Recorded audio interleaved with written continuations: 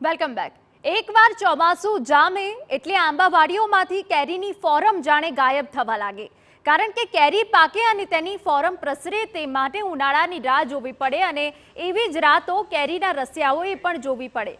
પરંતુ અમરેલીના દીતલા ગામેથી તો કંઈક અલગ જ નજારો સામે આવી રહ્યો છે।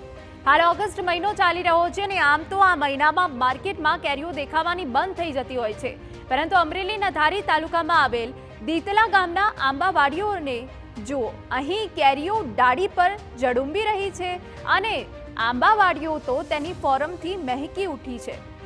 ભર ચોમાસામાં પાકી રહેલી આ અનોખી કેરી એટલે પંચરત્ન કેરી। દાવો કરાઈ રહ્યો છે કે સ્વાદમાં આ કેરી કેસર કેરીને પણ ટક્કર મારે એવી છે।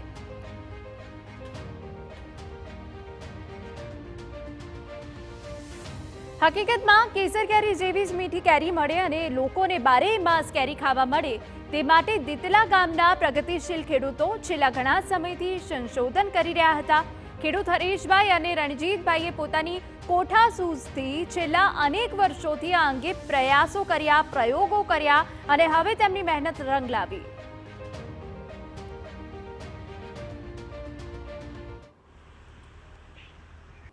મારી પાસે ઘણી વેરાયટી છે આંબામાં, પણ એમાંની જે આ પંચરત્ન છે એમાં બેસ્ટ જાત છે।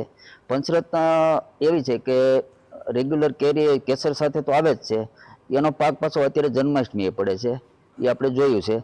પ્લસ જે બીજો નવો ફાલ છે એ દિવાળીની આજુબાજુ મળે છે અને એનો સ્વાદ બહુ અનેરો છે, ખાવામાં સારી છે।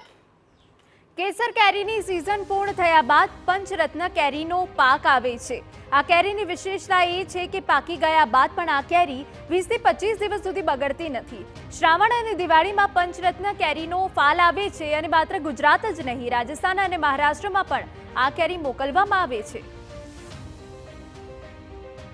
પંચરત્ન એક સારી જાત છે અને કેસર કેરી પત્યા પછી એમનો ફાલ આવે છે અને એ જન્માષ્ટમીએ પાકે છે અને દિવાળી ઉપર પાકે છે।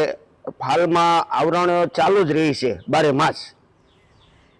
પંચરત્ન કેરીની વિશેષતાથી આકર્ષાઈને હવે મોટી સંખ્યામાં અન્ય ખેડૂતો પણ તેને જોવા આવે છે અને યોગ્ય માર્ગદર્શન મેળવીને વિવિધ પ્રકારના આંબાની કલમો લઈ જાય છે।